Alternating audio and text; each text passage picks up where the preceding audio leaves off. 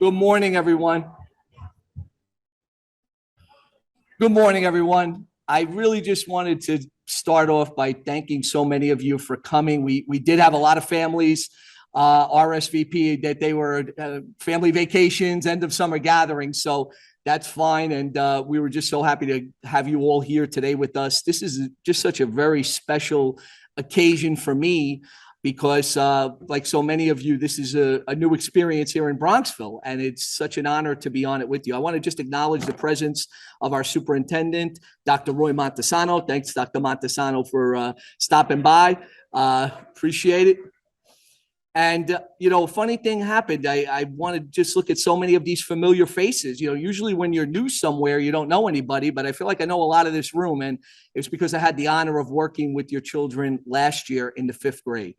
And we had a fifth grade last year that, I think I tried to express this to you as they were moving up. I really just fell in love with that class. And they just such a special group of kids. Not just in their hard work and just the type of people they were. They were, as I always put it to them, they were very, quote unquote, to use their words, cool to hang out with at lunchtime and things like that. And we had some great talks and we had some great conversations. And if I had one regret last year, it was that I was only going to get to know this special class for a year and then they'd be on their way.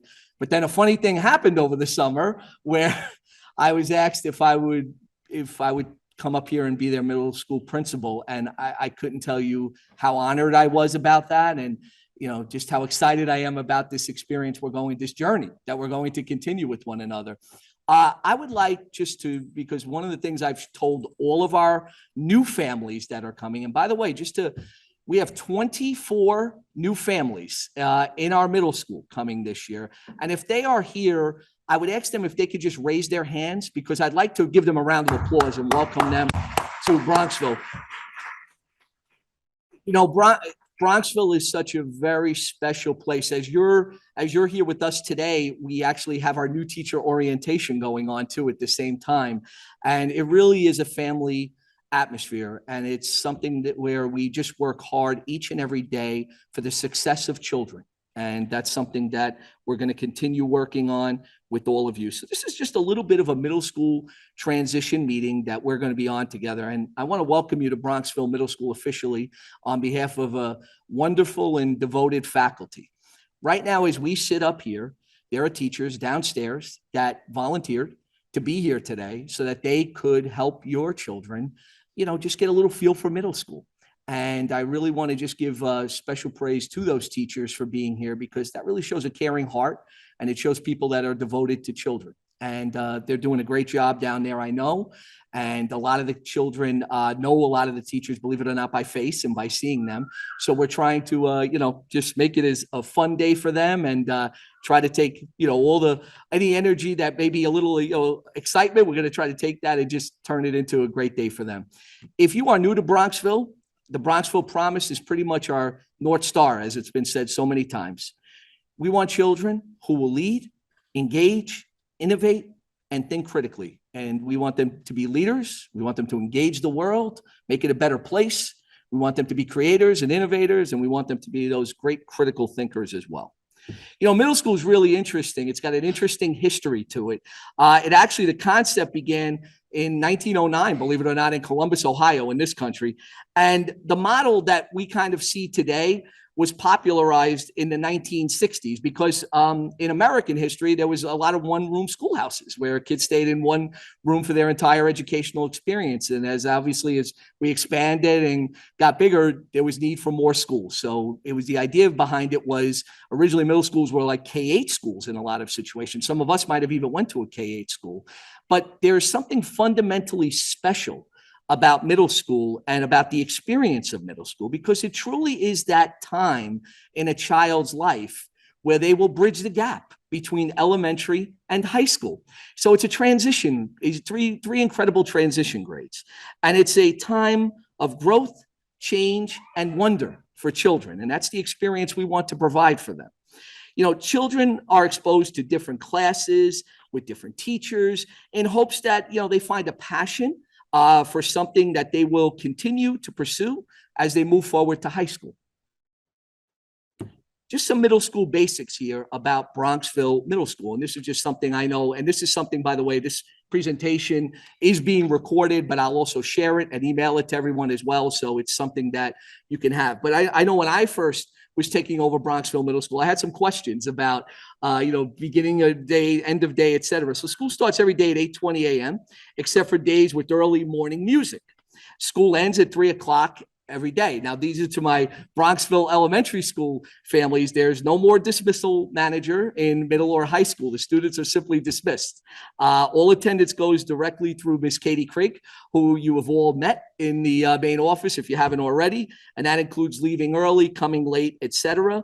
There is a attendance that we call, an email attendance that we call. And we want to also let you know that extra help is available at 7:45 a.m. And there's no, students do not need to make appointments for that. It's always good probably if they do let the teacher know, but we do provide that much needed extra help that students need from time to time. Just a little bit more about middle school. We follow a 6-day schedule. We have an advisory on days 1 and 4. On day 1, classes are about 46 minutes in the morning, 56 in the afternoon. On day 4, classes are 56 minutes in the morning and 46 in the afternoon. And there's no homeroom on day 1. Music. Students are programmed for chorus, band, and orchestra. It's on their schedule.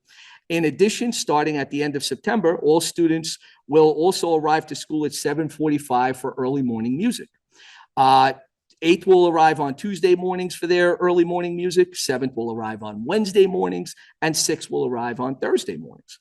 And we'll let you know the exact dates when it starts. There'll be a lot of information coming home in advance of that. But we look forward this year to those wonderful concert performances that we did not get to enjoy throughout our later elementary school years. So we're excited about that. And we're excited about the children. What is homeroom and what is advisory? I know that was a question that parents, as I was transitioning in, were asking me as well. Homeroom is kind of like when we went to homeroom. It's more of a check-in, attendance. There's some announcements that are made in homeroom. We do the Pledge of Allegiance every day as well, of course. And then we have advisory. And advisory, mostly it's often team building type activities that we work on. And it's really a great experience for kids. They have the same homeroom teacher and advisory teacher. So they really get to build a relationship and feel like they have a home base with a particular teacher. This is particularly important for new students and 6th graders because 6th graders, for the most part, are used to having 1 or 2 teachers the entire day. And now they're having a lot of teachers in their minds in a day. So that homeroom teacher could kind of become that home base for them, and hopefully someone that they build a great relationship with. We have grades a little differently than we did in elementary world, okay? But everything's on a scale, A, B, C, D, and F, number grades, etc. It's not something to ever get too excited about. Welcome, no, come on in. It's never something to get worried about. It's something that we want children to be exposed to during middle school. And of course, we have a grading scale, and everything that I'm sharing with you right here on this presentation is also available in our student handbook. So just sharing that with you as well. Grading. I want to talk to you a little bit about grading because when students come to middle school, oftentimes there's a lot of worry about grades. And I just want to talk about if you get a low grade by any means. A low grade in middle school is by no means the end of the world. It's a point of data that we can look at and see how we're going to design success for a child. So it may mean just the child needs a little extra help in a particular subject area.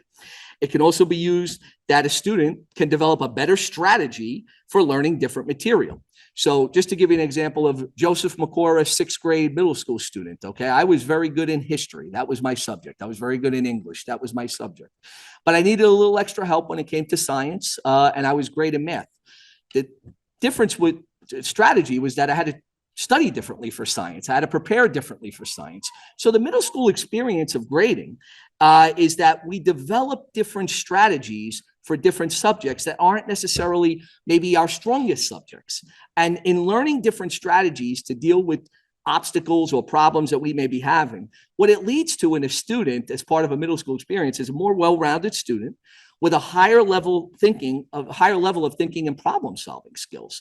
So when we see a low grade, it's something we certainly want to be concerned, but it's something we also come up with solutions for right away. And in doing that, we teach students how to solve the problems as they get older. Bad grade is not always a bad grade. It leads to great success down the road. what do we want students to do to be successful in middle school? Well, we want them to do their best. And we will communicate this to them as we're communicating it to you. We want them to take care of themselves. We want them to sleep. And we want to have hours before they go to sleep where maybe the technology can be turned off. I went through an entire childhood without a cell phone. And, some of you might have even done that as well. And I think I turned out okay. I'm here talking to you and everything. But these children have grown up in such a technological world and a communication world. And it's something that it's the world that they're in. But we have to teach them how to deal with that world, cope with that world, and sometimes turn off that world so they could just have their quiet time alone with their families and with their own selves and thoughts. We talk about children about, make sure they're drinking water, and we allow them to walk around with water bottles and drink water in middle school. We talk to them about eating right, making sure you have a good breakfast in the morning, a good dinner at night. We encourage them. They're hearing things right now about packing up your belongings the night before so you're not scrambling the next day. This is all part of middle school. And of course, the important thing of doing your homework. They're going to get some additional homework that maybe they didn't get in elementary school. And it's important to we're not going to overload them, but it's something that we're going to get them in the habits of making sure they're doing their homework every single night. One thing we will not tolerate, and as a parent, I think you can appreciate this. We don't tolerate mean. If a student's mean, we're going to check them on that mean right away, because students will deserve to work in an environment and be in an environment where they feel safe, where they feel protected, where they feel that people care and love them. And that's what we want. We will not tolerate disrespectful behaviors. If it is, we'll check it. We'll talk. It's progressive, but we'll counsel. We always try to use anything as a counseling moment for a child when they're having a challenge in life. We obviously, I think it goes without saying, but it's worth mentioning, fighting, bullying, misuse of technology, cyberbullying of any kind, that would never be tolerated. There are consequences for these things, and I would encourage you to check out the District Code of Conduct because it really does highlight a lot of these infractions. Cell phones, we do need them turned off during the school day. So a lot of this stuff does not happen. We prefer them in a locker, but if a cell phone is on a person's possession or in their bag or something like that, as long as it's off and it's not creating a disturbance in school, then we're fine with it. As soon as they leave school, definitely they can turn it on, excuse me. And if you need your child, or is there anything where you need your child in the course of a day, just call the main office and we will certainly get you your child. That's never going to be a problem for us. Or you need to get a message to your child, just call the main office and we would happily take care of that during a school day for you. Why do people get a little afraid of middle school? There's a stigma attached to middle school sometimes. People get a little nervous about going to middle school. Many children, I don't know why, they just have scary thoughts about going to middle school. But I want to say something about Bronxville that's a lot different than a lot of other districts that students go to middle school in. Your students had basically children that have been here for the most part for a big part of their elementary career. So they were on the other side of the building. They call it D-Wing. And a lot of times they have had opportunities and experiences where they've walked through parts of the middle school building. And as a matter of fact, I know teachers in particular that purposely walk their children through the middle school hallways just to give them a sense of what that looks like. And that's certainly something that as I go forward in my role here that we're going to do a little bit more too, so that there is no thought of a transition. So that's something there. But some advice talking about parents, students do worry about peer pressure. That's something that we're going to make sure that they don't have to deal with as best as possible. They worry about locker combinations. I'll be honest with you, they usually get the locker combination within the first couple of weeks of school. And if they don't, we're there to help them every single day. The first weeks of school, our hallways will be full of staff and teachers just helping students. Where's this classroom? Where's that? We're there for that reason. That's part of the first weeks of school, is us just being there for your children to take any question they have, any anxiousness that they may have, just to take that away. One big misconception that some parents have, not all parents, is that they think they have to back off their child right now. And I'm going to just chime in on that and say, absolutely not. As your child gets older, they need you even more. Okay. They need you to give them a little bit more room in terms of taking responsibility for their work. They definitely need you to let them do that a little bit more. They definitely need to take some ownership of some of the things. They should be helping you out a little bit more at home as well with things. They should start setting alarm clocks for themselves as they get a little older, and they should start managing their time a little bit. And that's something we'll work together, home and family, school, to try to work on with students. But they need you. They need your advice. They need your wisdom. They need your care. They need your concern. You need to know who your children are with. I can tell you exactly who your children are with when you're in school, and you should always know who your children are hanging around with when they're outside of school, because that's important at the middle school level. In some ways, yes, we do have to back off children, as I mentioned, just in terms of teaching them a little bit more responsibility in terms of what they're doing. But in a lot of ways, no. And, you are definitely still in charge, and accountability of children is important. They are wonderful kids, and so many of them I got to know very well, and they just have unlimited potential. And it's our job, though, over these next 3 years to, continue that, building process of them towards their full potential, and to maybe introduce them to things that they become maybe a little bit more passionate about and interested about. And this way, when they move on to high school, they have a confidence, a determination, and a tenacity that is ready, that as they meet those high school challenges, they'll be ready because of the work we've all done together in middle school. We have some incredible staff members, but there is a couple of that I would just like to mention at this. You're going to get to know them all. But Katie Krieg, our administrative assistant, by whom this would not be possible, is just a dynamo in the middle school. Her reputation speaks for itself over the years. But Katie is an incredible resource for a parent. So, and her words from me to you today were to please call her. If you have any questions, email her. If there's anything going on, usually she can answer your phone calls, emails quickly. And if not, she could direct them to the people that can. Jim Agnello and Lisa DeSanto are our incredible guidance counselors. They've been in Bronxville. They know Bronxville. They've had generations of students.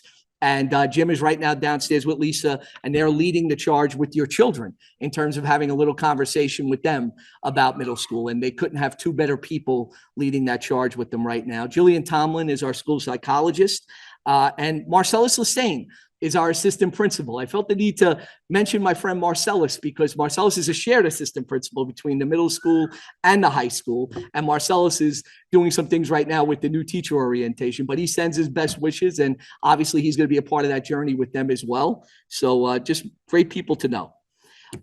Just a shameless promotion of our PTA, and they did not ask me to do this, so I'm going to do it just based on my experiences working with them last year. It's one of the greatest PTA groups that you will ever be associated with. Please get involved, because everything the PTA does, from my perspective and what I've seen, goes directly back to the students in Bronxville. So great. There's just incredible opportunities to get involved, incredible opportunities to be now back in the school involved with things that the PTA runs. And we want you to be a part of that. So we hope that you will. Always remember this, we're in this together. And I know parents that heard from me last year, heard this a few times, but we're on a team with one goal. And our common goal is for the success of your child. And I would not want to be on any other team at this moment in time or in any other school district than here in Bronxville with your children. Together, we will accomplish our goal. And this is just something I'd like to close on as I finish a little bit of my talk and start talking a little bit more to you, more casually, is always remember something. Like, this is all a journey. And, the idea is, if you want to go fast, go alone. But if you want to go far, go together. And the school is only going to be able to do so much. We need the parents. We need your help. And together we're on this team for a child's success. And I think your children are just worth us doing all we can for their success. So I'm going to, at this point now, stop, and I'm going to thank you for your attention to me, but I want to open it up to you. If you have any questions or anything I can answer for you at this point in time.